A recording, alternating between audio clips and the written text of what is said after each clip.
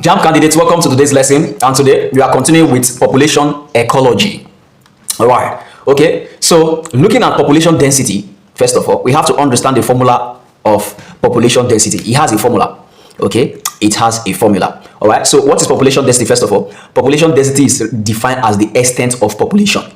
The extent of population. Hope you know the definition of population. Population can be defined as the presence of people living in a defined geographical area. Or defining population according to biology, population is defined as the same species living in the same environment. So when the same species live in the same environment, is known as population. So that also takes us to community. We have to also understand the definition of community. Community is defined as a group of similar species which share interests, value, and needs. Okay, they either share interest, value, or needs. Okay, that's community. Community of organism. All right. So it is shared interest, shared needs, or shared value. So the formula for population density is density, or population density is equal to the number of organisms over unit area. The number of organisms over unit area. These are the few calculations that are present in biology. Okay, so you need to be accustomed to them. All right. So what are the consequences of overcrowding? Overcrowding is when you have a high population density in a small unit area. So in an area that is supposed to take, like, let me say 100 organisms, you now have 200 organisms there. That is what? Overcrowding or overpopulation. All right. So what are the consequences of this overcrowding? All right. Increased competition for food and space. They'll come the fight, the battle for food and space. Okay. So when the supply of anything is low, it is going to lead to high competition. So because you have overcrowding, no food, insufficient food and insufficient space to what? To, you know, carry the amount of organisms you have present, there has to be a battle for the fittest. Okay, they are going to have to fight for the fittest that is going to use up the limited food and the limited space left. Okay, so you also have another consequence: spread of diseases. So you know that when there is overcrowding, it's going to affect ventilation, contact is going to be high, so this is going to lead to the easy spread of diseases. You also have environmental degradation. Environmental degradation is when you have a place densely populated, is going to lead to damage of environment. If you get house now, for example, house we supposed to carry only 2 persons, you pack 10 people full inside, the house go quickly bad, the house go quickly damage. And looking at it on a biological level, when the population is high, the waste will come high, too much waste will be released into the environment, and that's going to in turn lead to environmental pollution. You know, so those are part of the consequences of overcrowding. And we have the final one here, which is increased predation and parasitism. Increased predation and parasitism. This one is part of the competition, the battle, the fight for space and food too. Okay, so maybe predator will not fair the chop goods before, because of no food, no availability of food, it will start to the chop goods.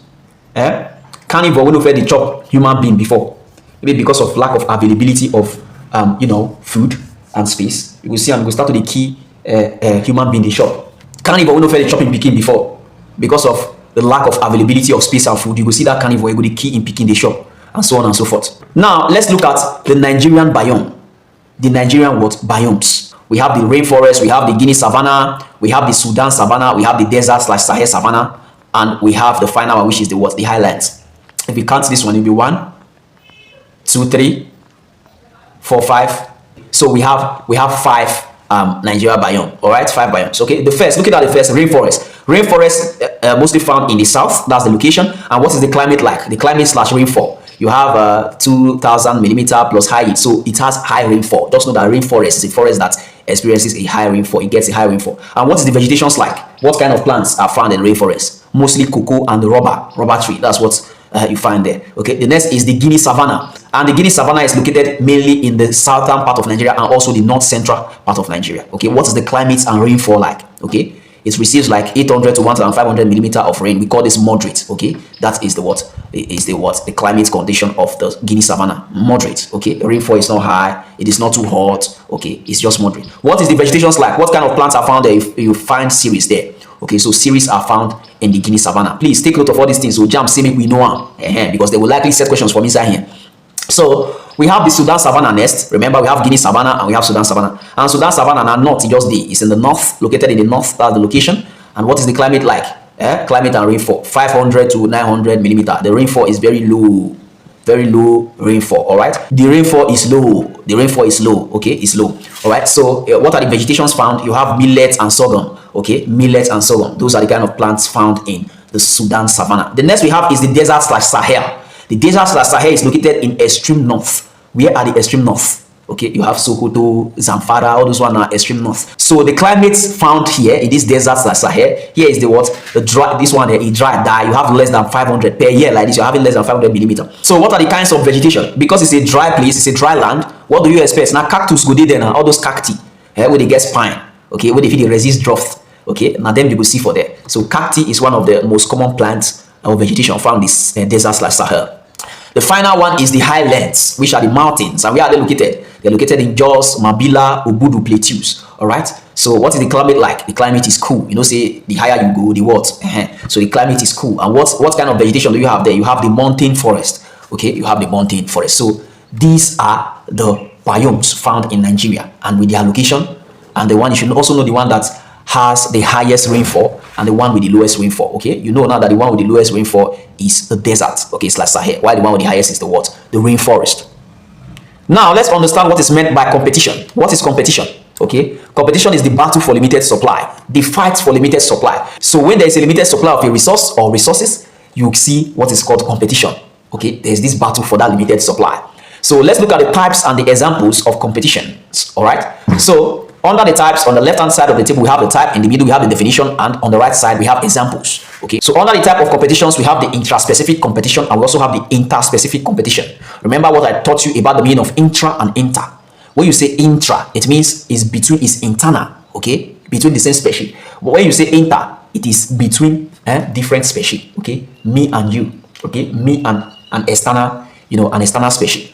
All right, so what's the definition of intraspecific competition? It's a competition among the same species. Okay, example include lizard competing for same territory. Okay, lizard is a territorial animal. Okay, it always fights towards to conserve its own territory, protects its own territory. All right, from foreigners. Okay, from what are they called? There's a name given to them, from intruders. All right, so the next is the interspecific competition. And what is the interspecific competition? It's a competition between different species. What I taught you. Example is lion and hyena competing for zebra. Okay, where food they scarce. Zebra not too plenty. Lion and hyena go dey fight. Who go kill, who go chop, and so on and so forth. All right. Now let's look at the niche differentiation. I already taught you what niche is. Okay, differentiation, the differences in niche. All right. So species reduce competition by using. Species reduce competition by using different resources or same resources at different times / ways. So the way competition is managed, okay, in the ecosystem or in habitats is when species, derive nutrients from alternative energy sources. Okay, yes, they derive nutrients from alternative energy sources, such as birds feeding at different heights. Okay, so you get this particular bird will be seen that they did this level, this height for treetops. Okay, you will get another kind of bird. Now this height you will see them. Okay, so that's niche differentiation because of competition. Okay, they will come, they change niche. Okay, remember I told you the niche of an organism is the location of an organism in the ecosystem. All right, so the location of the organism in its habitat is its niche, and it is usually the food of that organism where it derives nutrients that determines its niche. Okay, so when competition is high, you see some organism begin to change their niche. Okay, so that they can get enough food and also reduce competition.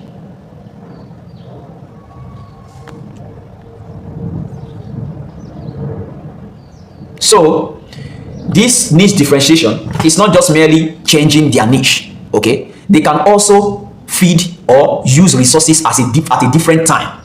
Okay, maybe lion they chop. Okay, hyena fit wait small. When lion don't chop him own finish, hyena will go chop. So that's a different time. So you can see that they just change the time so that food will be available for both animals. Okay, so after lion don't chop finish, he will go chop. So these are the method as which animals use in managing competition. Okay, through niche differentiation. Now let's understand the factors affecting population size. Okay, what is population size? Is the size of the entire population. The size of the entire population, the extent to which the population covers. That's population size. Very easy. So you have two factors that affect population size. You have the biotic factor and the abiotic factor. First of all, let's look at all the biotic factor before we look at all the abiotic factor. Okay, so for biotic factor, you have food availability. It affects population size. If food no dey, population will reduce. People go die, species go die. Reproduction. Say animals they mate when food is very available. Okay, in the rich time. Okay, in the rich time when food is plentiful, that's when they usually mate, that's when they usually reproduce. All right, mostly during the rainy season. All right, so you can see how food availability affects population size. Okay, you have predation also affects population size. When predators they chop prey, that's going to lead to population loss. Okay, so you also have diseases affects population size, many organisms go die. You also have competition. You know wetin they see inside competition, and many go die because as they fight for limited supply of resources, many no go dey get at all. Okay, some go dey wey no go dey get any resources at all, so that one go lead to their deaths. Okay, they go starve, they go die, some go injure during the fight for resources and all. So you also have reproductive ability. I already explained this in food availability, that it is when food is plentiful, that is when organisms usually reproduce, especially animals. All right, moving towards the abiotic factors that affect population size, we have temperature. Temperature they affect population size now. When heat's too much, okay, when it's too hot or it's too cold, organisms tend to die. Okay, rainfall too. If rain no fall, food no go dey, plants no go grow well. Okay, so and if food no dey, wetin you go see? Organisms go die now, both the ones who go die of drought, no water. So the next here is light. When there is no light, plants are not going to photosynthesize, thus no food in turn. And when food no dey, you know what's going to happen. The next is space. Okay, this is also an abiotic factor, non-living factor that affects population size. When there is no space too small, it will lead to the spread of diseases, which is going to lead to death. Okay, it will lead to competition, which is also going to lead towards death. Okay, death, because they'll come, they fight, some go injure, some don't get any space at all, some they will pursue them, come out, and so on and so forth. So it increases their susceptibility to predation. Okay, it increases organisms' susceptibility to predation when the space is, too small, or the space is less. All right, the final one is pH, pressure, topography, and all these ones that they affect on the biochemical level. Okay, biochemical level, that's how they affect population size. Let us look at ecological succession. When you say succession, it means gaining full access, gaining full control. That is succession, gaining full control. So ecological succession, it means gaining full control of a habitat. I already told you the meaning of ecology. Okay, the study of habitat or home. Okay, so gaining full control of a habitat, that's ecological succession. And let's look at the types, the definition of the type, and the example. Okay, so under the type we have the primary succession, which is defined as the colonization of bare rock / lava where no life exists before. So they colonize bare rock and lava, colonize a habitat where no life exists before. Okay, and what are the examples? Volcanic island and bare rock. That's the example. Volcanic island. So bare rock colonizes what? The volcanic island. As simple as that. Simple as that. All right. The second is secondary succession. You can see that the primary succession, now them go start life for there. Life no fair did there before. Now them go colonize and gain full control of the habitat and start life there.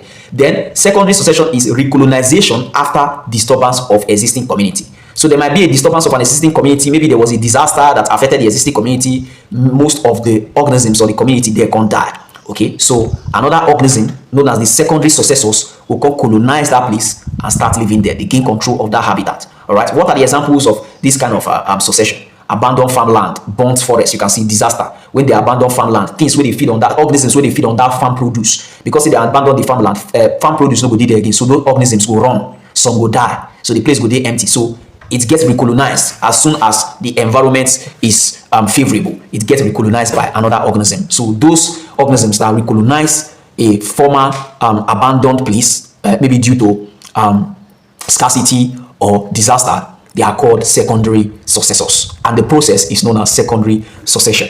Let us look at a climax community and also competition and succession. Okay, a climax community is a stable community.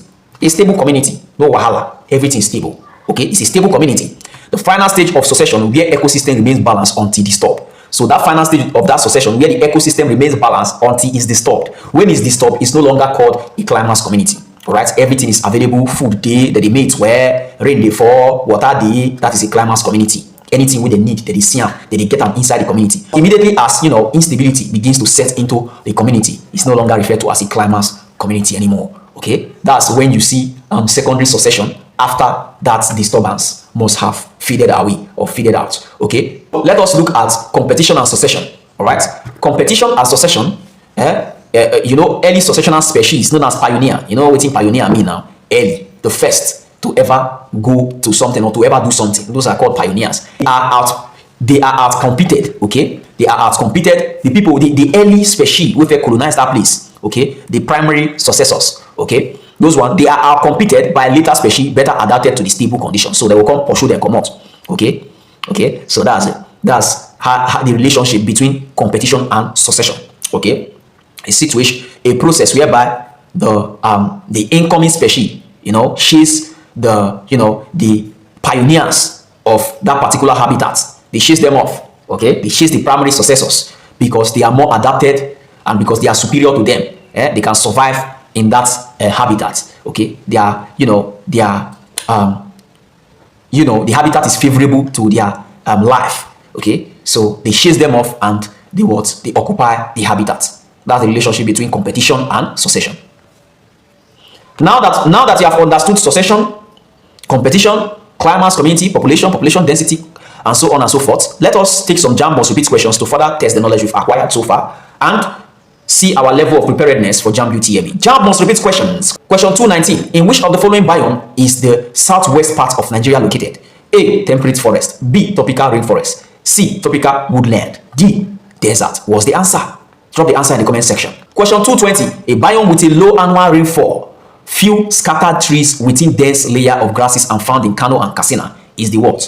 A. Desert. B. Rainforest. C. Southern Guinea savanna. D. Northern Guinea savanna. What's the answer? I taught you now. Give me the answer in the comment section. It's very easy. Question 221. Millet, sorghum, maize, and onions are common crops grown in Nigeria in A. Tropical rainforest. B. Sudan savanna. C. Montane forest. D. Sahel savanna. What's the answer? Give me the answer in the comment section, my scholar. Don't disgrace me. This exam is so close. Question 222. Ecological succession ends with the formation of a stable what? A. Niche. B. Population. C. Pioneer community. D. Climax community. The answer is looking at you. Give me that answer in the comment section. I taught this not up to 30 seconds ago. So give me the answer in the comment section, my scholars. Question 223. In which of the following organisms does niche differentiation serve as a means of reducing intraspecific competition? A. Deer. B. Pigeon. C. Tilapia. D. All of the above. Remember the analytical skills of answering Jamb questions. What's the answer?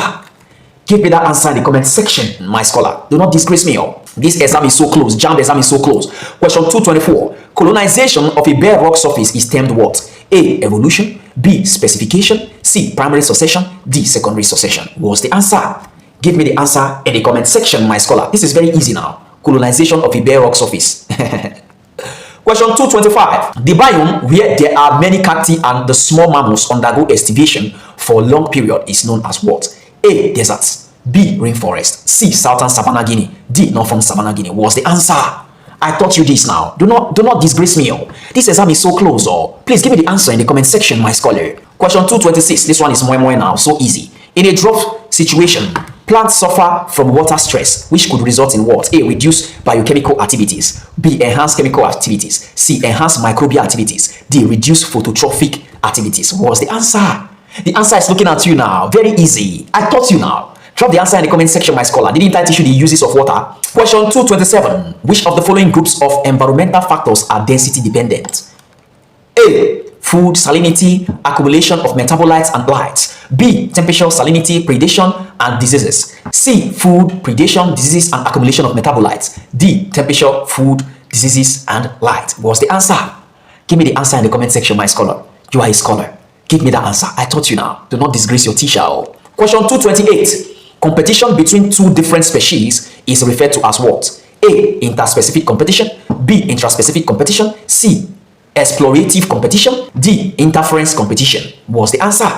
Give me the answer in the comment section now. This one is my mind now. If you see this one in your Jamb UTME, it's blast now. If you see this one in your Jamb UTME, that shows you've scored 90 now. 90 over 100. Give me the answer in the comment section, my scholar.